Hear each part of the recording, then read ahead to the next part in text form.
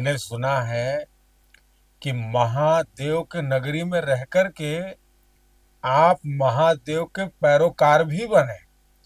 और मुझे ज्ञात हुआ कि महादेव का जो ये ज्ञान वापी प्रकरण है बाबा विश्वनाथ का, आपने 90 दिनों तक कचहरी, जो सांसारिक कचहरी है, उसे छोड़ करके बाबा के आध्यात्मिक कचहरी में शीश नवाया। तो ये अनुभव कैसा रहा आपके लिए?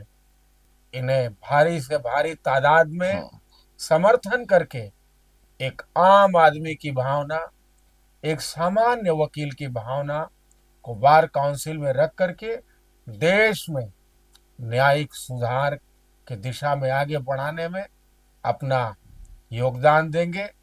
जरूर 2026 में 226 का ध्यान रखें। नमस्कार, आप सभी का हार्दिक स्वागत है मेरे YouTube चैनल कॉमेडियन अभय पर, और आप देख रहे हैं मेरा special podcast the eyes of mind.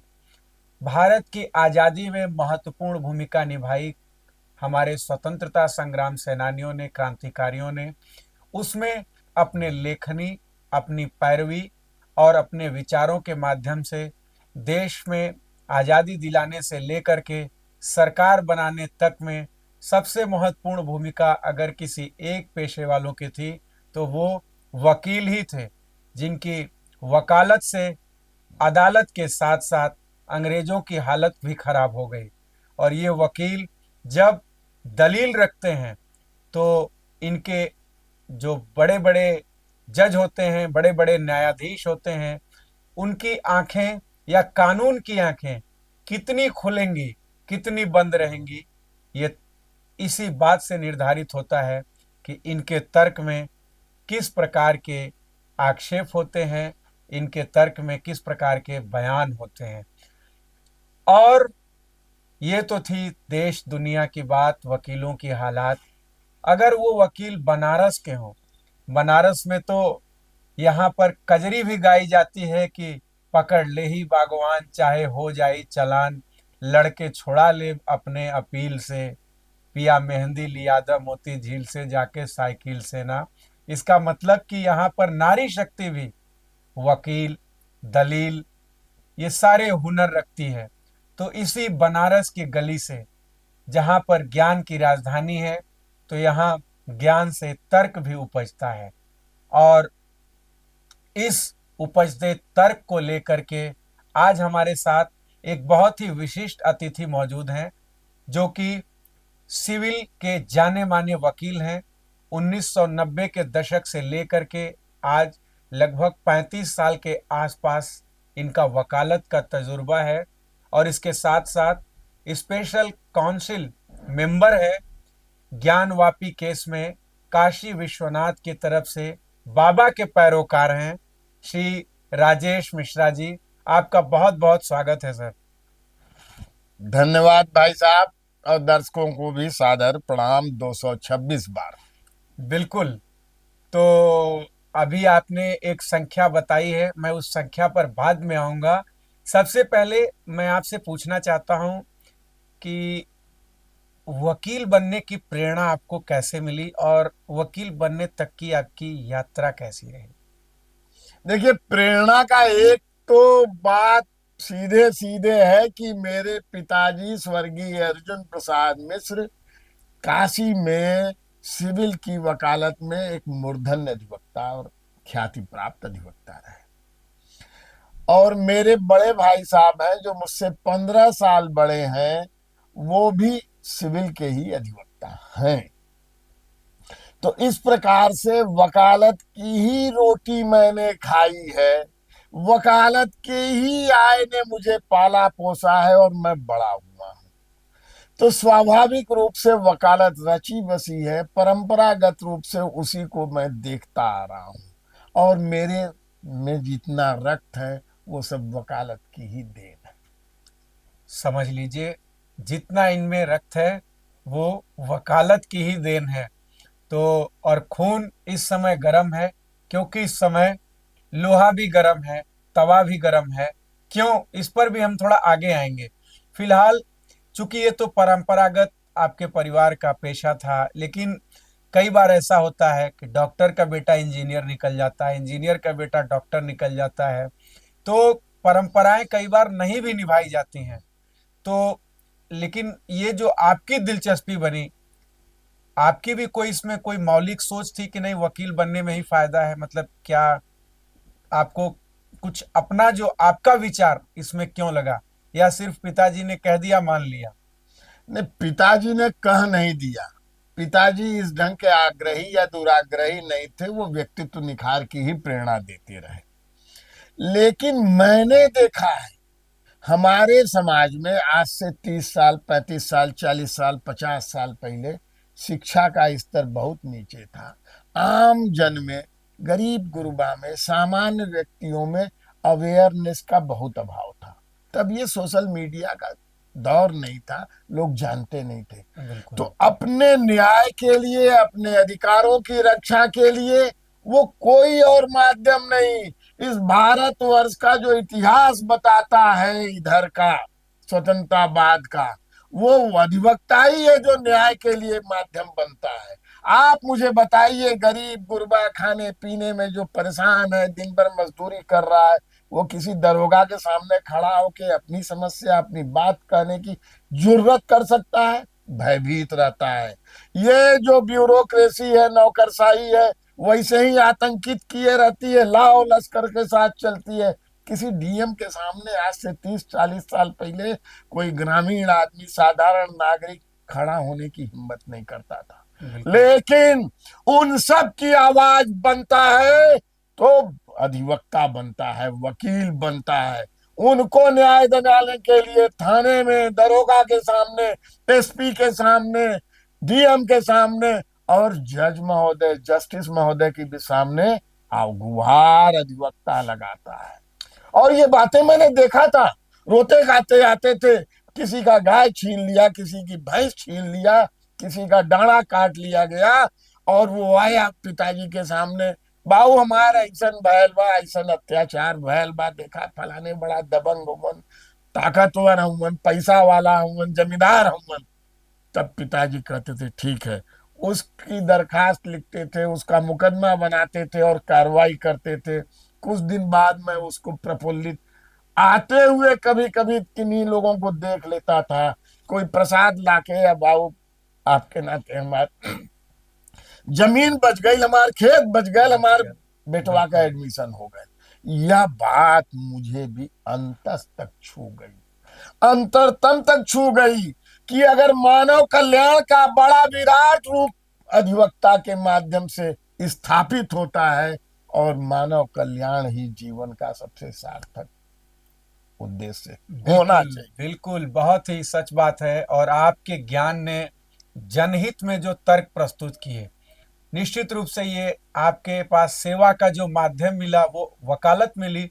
और बिल्कुल सही कहा आपने, हमने जनता दरबारों में, थानों में, तमाम जगह पे स्वयं भी जाकर के ये महसूस किया है, देखा है कि जिस व्यक्ति को बोलने की क्षमता नहीं, एक सामान्य व्यक्ति जिसकी बात सही भी हो, तो उसके हालत को देख करके उसे दबा दिया जाता है, वो अपनी बात कह ही नहीं सकता, उसमें वो आत्मविश्वास ही नहीं आता कि मैं इनके सामने खड़े होकर कुछ कह सकता हूँ। या फिर जो शासन वर्ग है वो ये उसे समझता ही नहीं कि ये अपनी बात कहने लायक भी है। और इसी शासन और शोषित या पीड़ित के बीच में खड़ा होता है एक जुझारू और एक समाज सेवा की भावना रखने वाला वकील। उन्हीं वकीलों में से एक नाम है राजेश मिश्रा का। ये बताइए, चल तो 2026 रहा है, लेकिन मैं जहां भी कचहरी में सुन रहा हूं वहां 226 की चर्चा क्यों है? देखिए, 226 की चर्चा इसलिए है कि अगर आप किसी फंडामेंटल राइट के लिए हाई कोर्ट में लड़ने जाएंगे तो आर्टिकल 226 ही काम आएगा, जो संविधान का है। क्या बात है। और अगर अधिवक्ता के अधिकारों के लिए लड़ना है तो 226 ही वो माध्यम बनने को तैयार है, और इसकी गूंज होनी ही चाहिए। मैं हर अधिवक्ता बंधुओं से करबद्ध निवेदन कर रहा हूं कि इस गूंज को, इस आवाज को 226 के माध्यम से अवश्य गूंजाएं, और वकालत के गौरवशाली अध्याय को पुनर्जा स्थापित करें और उत्थान करने में योगदान दें। 226 आप अभी थोड़ा सा अधूरे रह गए हैं। दरअसल अ, श्रीमान मिश्रा जी बार काउंसिल का इलेक्शन लड़ रहे हैं, जो कि आगामी दिनों में होना है, और इसके लिए इनकी जो क्रम संख्या है जिसको पहचान करके अधिवक्तागण अपना वोट दे सकते हैं, वो है 226। और इसीलिए 2026 जब से शुरू हुआ है उससे पहले से ही 226 की चर्चा वकीलों में बहुत ही तेजी के साथ फैल रही है। और ये बताइए कि बार काउंसिल और बार एसोसिएशन में क्या अंतर है? लोग क्या समझें, सामान्य आदमी। Bar association society registration act के अंतर्गत जिला के अधिवक्ता संघों द्वारा या उच्च न्यायालय का भी अधिवक्ता संघ गठित होता है, और सोसाइटी रजिस्ट्रेशन एक्ट के अंतर्गत वो एक सोसाइटी होती है। ये है बार एसोसिएशन। जी। उसको मान्यता देता है, एफिलिएशन देता है बार काउंसिल, तो वो मान्यता प्राप्त बार एसोसिएशन बन जाता है। लेकिन बार काउंसिल का गठन एडवोकेट्स एक्ट के अंतर्गत स्टेच्यूटरी बॉडी के रूप में होता है, और उसी के लिए ये चुनाव चल रहा है। बिल्कुल। और एक चीज मैं बार बार कहता हूं, स्वतंत्र भारत के इतिहास के पीछे की ओर भी जाइए। अगर आपने चर्चा किया था उसी को और विस्तार दे रहा हूं, उसको रियलिस्टिक रूप में मैं दिखा रहा हूं। जब भारत स्वतंत्र था उस काल में rights, might, injustice, justice, brotherhood, fraternity, इन सब बातों से सामान्य भारतीय समाज अवगत नहीं था। वो तो कुछ रामचरितमानस, कुछ दोहे, इन बातों की चर्चाएं कर लेता था। हुई है कोई नृप हमें कहानी वाली बात से चल रहा था। ये ब्रिटिश काल की बात करता हूं, 15 अगस्त 1947 के पूर्व की। उस समाज में शिक्षा आई। शिक्षा के लिए लोग आईसीएस बन गए, आईपीएस बन गए, या डॉक्टर बन गए, वो सब। और जो शिक्षित हुए क्लर्क बन गए, वो सब मुलाजिम हो गए अंग्रेजों के। एक अधिवक्ता ही था जो डिग्री लेता था 12 लाख की या जो भी, वो लंदन जाता था, पढ़ता था, और ये जो मनुष्य के मानक हैं स्वतंत्रता के, न्याय के, भ्रातृत्व के, इनसे अवगत होता था। और अधिवक्ता जब भारत में पुनः आता था तो वह इस अवेयरनेस को जन जन में जगाता था, क्योंकि वो मुलाजिम नहीं बनता था अंग्रेजों का, वो स्वतंत्र ही रहता था। इसलिए जन जागरण में सबसे बड़ा योगदान अंग्रेजों के खिलाफ गुलामी, बंधुआ बनाना, दमन करना, अत्याचार के विरुद्ध आम अधिवक्ताओं, आम भारतीयों को जगाने का काम अधिवक्ताओं ने किया। इसीलिए जब आप उस दौर के लीडरशिप को देखते हैं तो 70-80% अधिवक्ता ही दिखाई देते हैं। बिल्कुल सही बात कुछ है। समाज सुधारक होते हैं, अलग बात है। और तत्पश्चात जब कानून बनाने की बात आई, तब भी संविधान बना, बहुत से एक्ट्स भी थे, transfer of property act, arms act, और भी तमाम एक्ट्स थे उस समय, sale of goods act, contract act, ये सब ब्रिटिश काल के थे। इन सब की व्याख्या आम व्यक्ति को कौन बताएगा, कौन करेगा? ये तत्कालीन समय का अधिवक्ता कर रहा था। तो एक ढंग से सोशल इवोल्यूशन एंड समाज के आम आदमियों को अधिवक्ता ही जगाता आ रहा है। यह बहुत बड़ा रोल है जिसको आज हम शायद भूल रहे हैं। बिल्कुल सही बात है। अधिवक्ता ही सोशल इवोल्यूशन के साथ साथ सोशल रिवोल्यूशन भी लाता है, और ये सामाजिक क्रांति जो कि आम आदमी के समस्याओं से, आम आदमी के घर से होकर के कचहरी के दरवाजे तक पहुंच करके किसी न्यायालय से एक फैसले के रूप में जब निकलती है तो आम आदमी न्याय पाता है इन्हीं वकीलों के मजबूत दलीलों के जरिए। तो बार काउंसिल का चुनाव आप भी लड़ रहे हैं। एक बात बताइए कि आप अपनी पैरवी कैसे करेंगे वकीलों की अदालत में। देखिए, एक पैरवी का तो एक बात है कि मैंने ये बताया कि सोशल रिवॉल्यूशन, सोशल अवेयरनेस, जन जागरण, अधिकारों का और न्याय का विस्तार हो, जागृति हो, यह कार्य तो मैंने बताया। आगे उसी परिप्रेक्ष्य में बता रहा था, इसीलिए उसी अवधारणा के अनुरूप एडवोकेट्स एक्ट 1962-61 में आया, और उसमें भारतवर्ष की सबसे ऑटोनॉमस बॉडी अगर कोई बनाई गई है, स्टेट्यूटरी बॉडी, तो वो बार काउंसिल बनाई गई है। क्यों कहता हूं? एडवोकेट्स की पढ़ाई का पाठ्यक्रम बार काउंसिल तय करती है। लॉ कॉलेज की मान्यता बार काउंसिल देती है। पढ़ने वाले और एडवोकेट बनना है तो उसका लाइसेंस इनरोल करेगी बार काउंसिल। अगर अधिवक्ताओं में इनडिसिप्लिन हुई या कोई इस ढंग की समस्याएं हुई तो कार्रवाई करेगी बार काउंसिल। और बार काउंसिल एडवोकेट्स के राइट्स, प्रिविलेज, विशेषाधिकार और इंटरेस्ट हित की भी रक्षक बनाई गई। बार काउंसिल ही इसलिए उसमें क्या करेगी, वो सबसे बड़ा काम था, सेमिनार करेगी। जिला जिला जाएंगे बार काउंसिल मेंबरान, अधिवक्ताओं के बीच में सेमिनार करेंगे। प्रोसीजरल प्रॉब्लम्स, यानी कार्य करने में क्या अवरोध है, कानून में क्या व्यवधान है, क्या कठिनाइयां हैं, इन बातों को समझेंगे और डिस्कशंस होंगे। जिला में जो रोज डे टू डे वर्किंग कर रहा है कोर्ट रूम में, वह बताएगा कि ये समस्या है, प्रक्रियागत इन दोषों का निवारण होना चाहिए। और बार काउंसिल मेंबरान उस फीडबैक को सेमिनार के माध्यम से ले जाकर लॉ कमीशन तक पहुंचाएंगे। लॉ कमीशन उसके आधार पे रूल्स बनाएगा। और रेगुलेशंस और लॉ में चेंजेस करेगा, परिवर्तन करेगा। यह उद्देश्य था बार काउंसिल का, लेकिन बार काउंसिल नकारा बन गई। सेमिनार मेरी अपनी जानकारी में लगभग 35 साल की वकालत में एक बार बार काउंसिल ने बनारस कचहरी में नहीं किया है। जिन शहरों में मैं लगभग 75 जिलों में घूम गया हूं, कभी इन्होंने सेमिनार नहीं किया है। और एक प्रैक्टिकल प्रॉब्लम मैं वो अभी कोट कर देता हूं जिसको मैं चर्चा कर रहा हूं।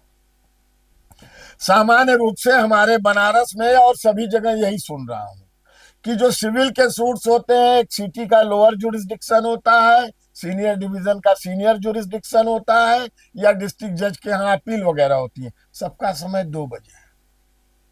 क्या मौकरी है, कितना अव्यवहारिक है। 2 बजे मेरा एक मुकदमा अगर जूनियर डिवीजन में नया दावा पेश हो रहा है तो सीनियर डिवीजन वाला भी 2 ही बजे पेश हो रहा है, डिस्ट्रिक्ट जज के यहाँ भी वही 2 बजे पेश हो रहा है। हम कैसे कर सकेंगे? क्या शेड्यूल नहीं चेंज हो सकता है, तय नहीं हो सकता है? तो ये बातें क्योंकि फीडबैक नहीं है, हाई कोर्ट तक ये बातें पहुंची नहीं है, नहीं तो वो भी अपना एक निर्देश जारी कर सकते थे कि भाई 10:30 बजे लोअर डिवीजन करे, 12:30 बजे सीनियर डिवीजन करे, 2 बजे डिस्ट्रिक्ट जज करे। ये पेशी का समय होना चाहिए फ्रेश केसेस में। बाकी तो ठीक है, बाकी चीजें अकोमोडेट होती। कोई चर्चाएं नहीं है, कहीं चर्चाएं नहीं है। बड़ा बुरा हाल है पूरी न्यायपालिका के परिसरों का, न्यायपालिका की व्यवस्थाओं का।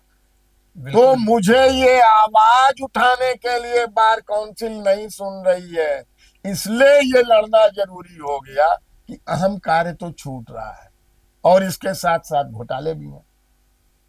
बिल्कुल। घोटाले इतने भयानक हैं कि पिछले 7 साल में 500 करोड़ रुपया से अधिक का इनरोलमेंट फीस के रूप में बार काउंसिल के पास है, उत्तर प्रदेश बार काउंसिल के पास। उस पर कोई जवाब नहीं देने को तैयार है। एनुअल बजट मांगिए, क्या है इनका हिसाब किताब नहीं बताते हैं। आरटीआई से जवाब मांगा गया, तीनों ने कहा 5,000 रुपया युवाओं को भत्ता दिया गया। तो हुआ कि भाई लिस्ट दे दीजिए, लेकिन लिस्ट अभी तक देने को तैयार नहीं है। बजट पूछा गया, हिसाब किताब पूछा गया, कहे वो बताना संभव नहीं है। तो इस ढंग की बेईमानी बार काउंसिल के स्तर पे हो रही है। कोरोना काल में आवाज देता था, फेसबुक के माध्यम से, यूट्यूब के माध्यम से, ट्विटर के माध्यम से, कि भाई इस समय पूरे देश में आफत मची है, सरकार बहुत से वर्गों को बड़ा मदद कर रही है, कुछ स्वयंसेवी संस्थाएं कर रही हैं, बार काउंसिल भी अधिवक्ताओं की मदद करे, लेकिन कोई सुनने को तैयार नहीं था। बल्कि जब मैं कठोर भाषा में इनको गूंगा, बहरा, घोटालेबाज, बेईमान कहता हूं, तो धमकी की आपके खिलाफ भी अनुशासन वाली कार्रवाई की नोटिस हो जाएगी, लाइसेंस पे संकट हो जाएगा। तो मैंने भी संकल्प लिया कि बेईमान बार काउंसिल को ठिकाने कर दूंगा। वो मुझे ठीक करने की धमकी देते हैं तो मैं इन्हें ठिकाने लगा दूंगा, इन बेईमानों को। और जीवन भर वकालत की ही रोटी खाया हूं, वकालत का कर्ज है, वकालत से ही मैं जिया हूं, और वकालत के ही आय से अपने घर परिवार बाल बच्चों को पढ़ाया लिखाया पाला पोसा है। तो ये वकालत का कर्ज चुकाने आया हूं, उस रोटी का कर्ज चुकाने आया हूं, और इन बेईमानों को, वकालत को मरने नहीं दूंगा इनके जरिए। ये जो मार रहे हैं हमें, मिटा रहे हैं, फर्जी झोला छाप लॉ कॉलेज को मान्यता दे रहे हैं, लिस्ट बताने को तैयार नहीं है कि कितने लॉ कॉलेज को कहाँ मान्यता दिया गया। शिक्षा का स्तर गिरता जा रहा है हमारा, हमारी केवल बदनामी होती है, समाज में निगेटिविटी फैली जा रही है। इस पर कब बोलेंगे? एक बार तो बोले होते हैं अधिवक्ताओं के लिए कि आयुष्मान हमें भी मिलना चाहिए। हमारे यहाँ बहुत से अभी अधिवक्ता हैं जो कठिनाइयों में होते हैं, अभावग्रस्त हैं। 60 साल 70 साल वकालत करने वाला अधिवक्ता जब किसी पैरालिसिस का शिकार हो जाए, साइटिका हो जाए, चलने फिरने में असमर्थ हो जाए, काम करने में असमर्थ हो जाए, तो उसके जीवन यापन का क्या सहारा रहेगा? भिक्षाटन करे?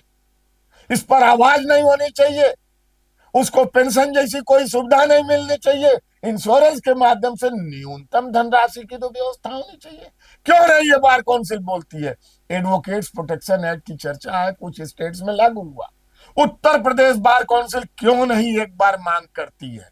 हम लोग तैयार हैं, बार काउंसिल मांग कॉल करे एक दिन के लिए, वो चले विधानसभा घेरे, हम तैयार हैं, जिला मुख्यालय हर अधिवक्ता घेर लेगा। सरकार क्यों नहीं लागू करेगी? अब तो वकील चुन के आप ही को बार काउंसिल बनाएंगे। अब या तो अधिवक्ता बंधुओं की कृपा होगी तो वो ऐसा करेंगे, लेकिन अभी बात एक और इसमें जोड़ देना चाहता हूं। आप मुझे बताइए, प्रिविलेज की रक्षा, हमारे विशेषाधिकार की रक्षा की जिम्मेदारी सेक्शन 6D में बार काउंसिल पर है। और क्यों प्रिविलेज चाहिए? लोग कहते हैं आप क्यों प्रिविलेज चाहते हैं, एडवोकेट्स प्रोटेक्शन एक्ट क्यों चाहते हैं? डॉक्टर्स को मिल गया, हमको क्यों नहीं? हमको मिलना चाहिए। अगर आप कल्पना कीजिए कि बहुत बड़ा अपराधी है बनारस का, पूर्वांचल का माफिया हो, दाऊद गैंग का आदमी हो, फलाने गैंग का आदमी हो, उसके खिलाफ आपका कोई मुकदमा आ जाए तो मैं लड़ूंगा ना? बिल्कुल। समाज में कोई व्यक्ति ऐसा बता दीजिए जो उसके खिलाफ खड़ा होने को तैयार हो। कोई नहीं खड़ा होगा। आम आदमी, निहत्था आदमी, शरीफ आदमी, हम खड़े होंगे। हम किसी भी गैंगस्टर के खिलाफ मुकदमे में खड़े होंगे, उसके मुवक्किल आ जाएगा तो उसके सिविल राइट के लिए भी हम खड़े होते हैं, क्रिमिनल ऑफेंस के खिलाफ भी खड़े होते हैं। तब कन्विक्शन के लिए, अपराधी को सजा दिलाने के लिए हमारे पास ये पुलिस भी है, एसपी भी, और ये प्रशासन है, सरकार भी आती है। हमें विशेषाधिकार, हमें सुरक्षा का। थाने पे जाएं तो हमें अपमान। अरे भाई, हम जानते हैं, हम अधिवक्ता जब थाने पे जाते हैं, न्याय के दरवाजा खटखटाते हैं, जब एसडीएम के यहाँ जाते हैं, तहसीलदार के यहाँ जाते हैं, तो वो लोग जानते हैं कि हमारी जो बेईमान है, वो जानते हैं कि हमारी दलाली हरामखोरी में बाधा पैदा करने वाला ये काली कोट वाला आ गया। इस आधार पे वो तिरस्कार करते हैं। नहीं, शेड्यूल टाइम में ये प्रशासनिक अधिकारी, ये दरोगा, ये पुलिस सब शेड्यूल टाइम में ओपन में बात करें, कैमरा, सीसीटीवी कैमरा लग जाए। अगर अधिवक्ता बदतमीज है, अधिवक्ता न्यूसेंस करता है, तो वो रिकॉर्ड हो जाएगा। और ये दरोगा, ये एसीएम, ये सिटी मजिस्ट्रेट, ये प्रशासन, ये तहसीलदार, ये बदतमीजी करते हैं, ये शेड्यूल पे नहीं बैठते हैं, तो इनका भी रिकॉर्ड हो इसी जाएगा। से जुड़ा सवाल है कि हालिया दिनों में कई कचहरियों में और सुप्रीम कोर्ट के आसपास भी लाठीचार्ज के कई घटनाएं देखे गए, कई घटनाएं ऐसी सामने आई। बनारस में भी ये हुआ कि पुलिस और वकीलों के बीच में काफ़ी संघर्ष हुआ। आप कह रहे हैं कि थाने पर हम जाते हैं हमारा अपमान होता है, वकील कह रहे हैं कि कचहरी में हम जानते जाते हैं तो वकील 20 पड़ जाते हैं। मतलब कलम तो कलम, डंडा का फंडा भी। मतलब ये क्या है, ये पूरा प्रकरण कैसे, नहीं, मतलब बड़ा इसको आप आसान देखेंगे? है, बड़ा आसान है। थाने पे एक व्यक्ति गरीब सब्जी बेचने वाला दिन भर ठेला लेके गया था, उसका किसी ने छीन लिया रुपया। जी। उसका पैर कांप रहा है थाने के अंदर घुसने के लिए, तो वो किसके पास आएगा? किसी राजेश मिश्रा के पास आएगा और यंग अधिवक्ता के पास जाएगा। यंग अधिवक्ता दरखास्त लिखेगा, दरोगा साहब से मिलेगा, एसओ साहब से मिलेगा। सीसीटीवी का कैमरे का फुटेज क्यों नहीं बाहर कर देते? अगर अधिवक्ता ने वहां जाके बदतमीजी किया है, और अगर उन्होंने बदतमीजी किया है तो सामने आ जाना। ये कभी नहीं किसी थाने का अधिवक्ता पे आरोप लगा दिया जाता। किसी थाने का, किसी प्रशासनिक अधिकारी के कोर्ट रूम का जहां पे अधिवक्ता गया हो, बदतमीजी किया हो, उसकी सीसीटीवी फुटेज सामने क्यों नहीं लाते हैं भाई? क्योंकि आप करते हैं। एसो महोदय टांग उठा के बैठे हुए हैं, दरोगा वकील साहब जाते हैं और कहते हैं कि देखिए ये गरीब बर्तन मांजती है, इसका जबरी उसका पड़ोसी उसके घर में तोड़ फोड़ कर रहा है, परेशान कर रहा है, तो वो टांग उतार के नहीं बात करेंगे। वकील खड़ा रहेगा, वो टांग उठाए रहेंगे। ये अपमानजनक परिस्थितियां उत्पन्न होती हैं। बोलना पड़ता है कि दरोगा साहब ठीक से बैठा, तो उनको लगेगा कि अपमान हो गया उनकी। बनारसी भाषा में समझाना पड़ता है। दरोगा साहब ठीक से बैठा, हम वकील है। और तरीका तो यह है कि मुझे भी एक चेयर उपलब्ध कराई जाए। बिल्कुल। अरे ये लोग नौकरी करते हैं, हम मालिक हैं, ये जनता मालिक है, वी द पीपुल। ये बात इन नौकरशाहों को, वो पुलिस में हो, प्रशासन में हो, सरकार में हो, बताने की जरूरत है। अगर मोदी जी कुंभ के बाद उन सफाई कर्मियों का पैर धोते हैं, तो आप मुझे बताइए कब किस जिला के सफाई कर्मी का डीएम ने पैर धोआ, कमिश्नर ने पैर धोआ? यह बात समझाने की जरूरत है। ये लोकतंत्र है, वी द पीपुल, हम लोगों द्वारा रचित संविधान है।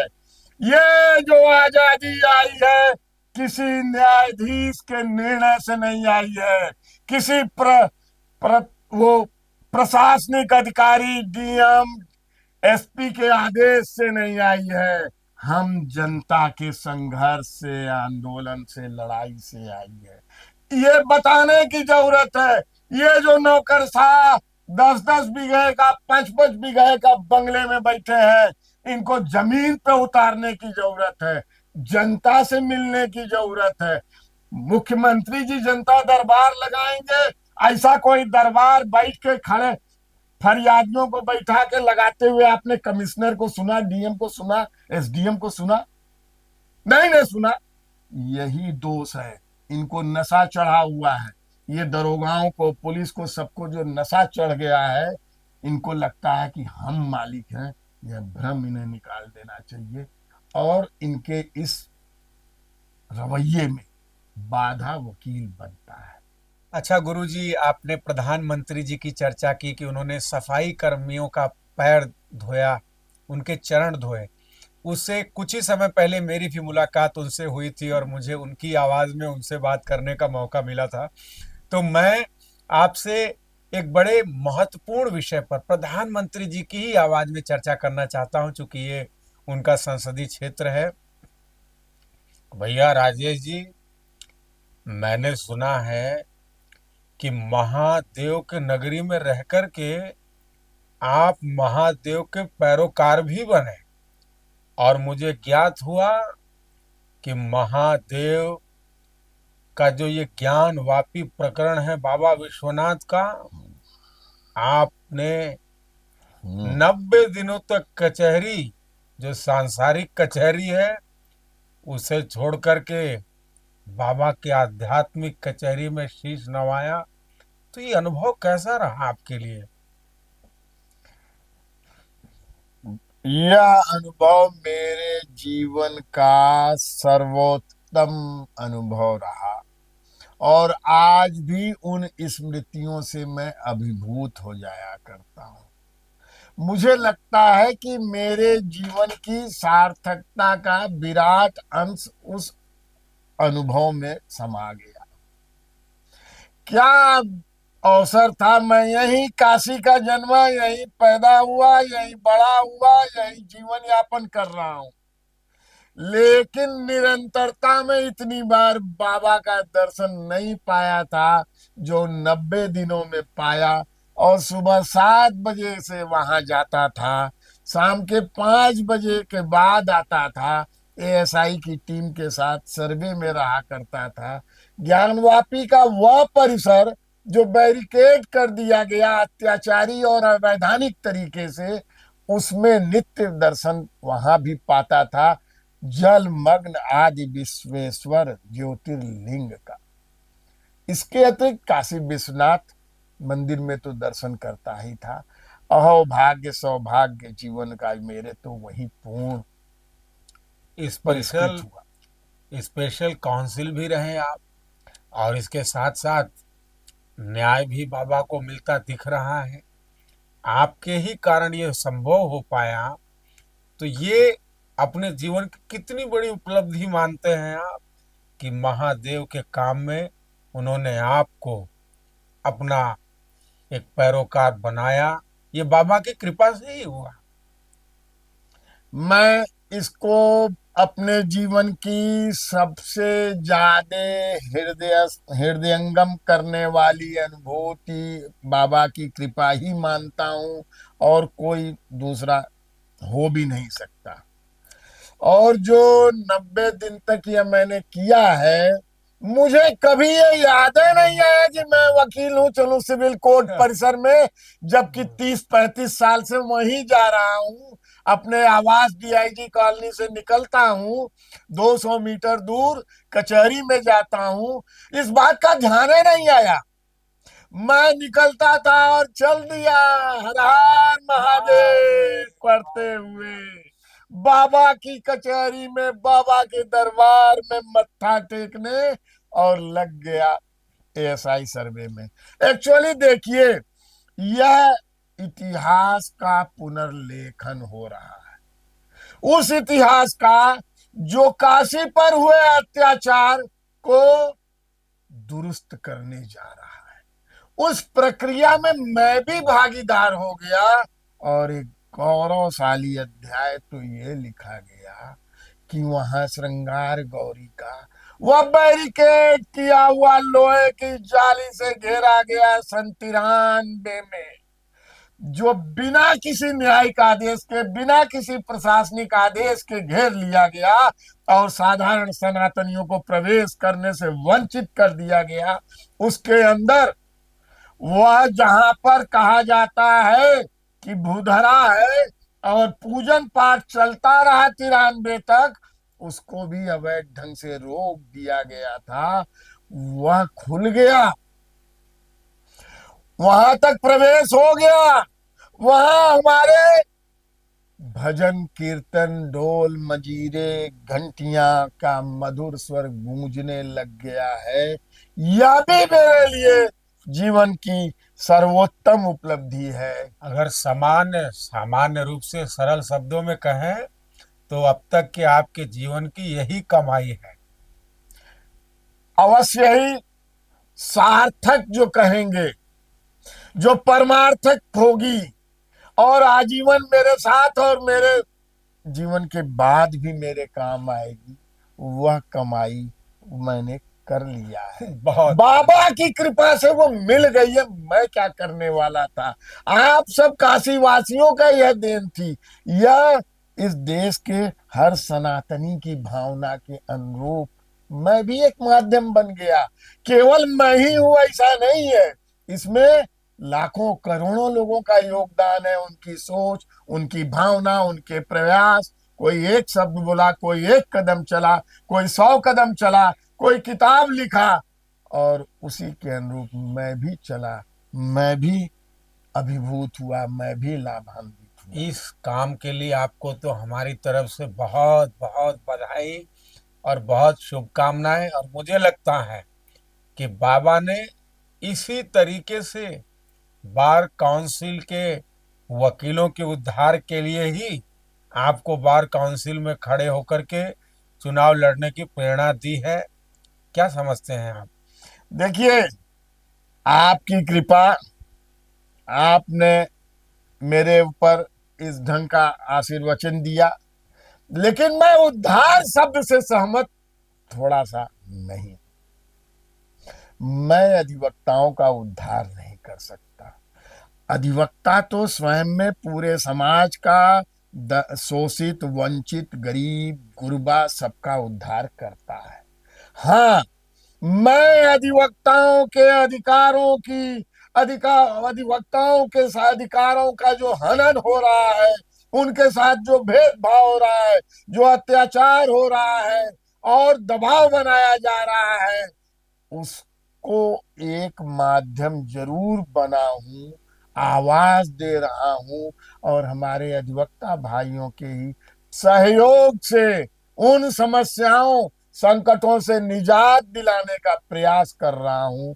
शेष बाबा की कृपा, हर इच्छा सर्वोपरि। बहुत सुंदर, बहुत बहुत आपका आभार। और बाबा का आपने स्मरण किया है तो जरूर, हमारे उत्तर प्रदेश के मुख्यमंत्री भी बाबा हैं, योगी आदित्यनाथ। और स्टेट ने आपको स्पेशल एक जिम्मेदारी दी थी इस मामले में भी। तो निश्चित रूप से उनकी भी आवाज़ में अगर कहें तो ज़रूर कहेंगे वो कि यह बड़ा ही सुंदर और पुनीत कार्य विश्वनाथ परिसर को विस्तार दे करके उसकी जो भूमि थी उसके रक्षा के लिए राजेश जी ने प्रयास किया है। और इसलिए अब ये जिस प्रयास में बाबा के प्रेरणा से लगे हैं, बार काउंसिल के वकीलों से भी मेरा निवेदन है कि 226 नंबर इस क्रम को चुन करके और बार काउंसिल में नए बदलाव, नए परिवर्तन को अपनी आवाज बनाएं और राजेश जी का समर्थन करें। इन्हें भारी से भारी तादाद में समर्थन करके एक आम आदमी की भावना, एक सामान्य वकील की भावना को बार काउंसिल में रख करके देश में न्यायिक सुधार की दिशा में आगे बढ़ाने में अपना योगदान देंगे। जरूर 2026 में 226 का ध्यान रखें। बहुत धन्यवाद। कृपा आपकी।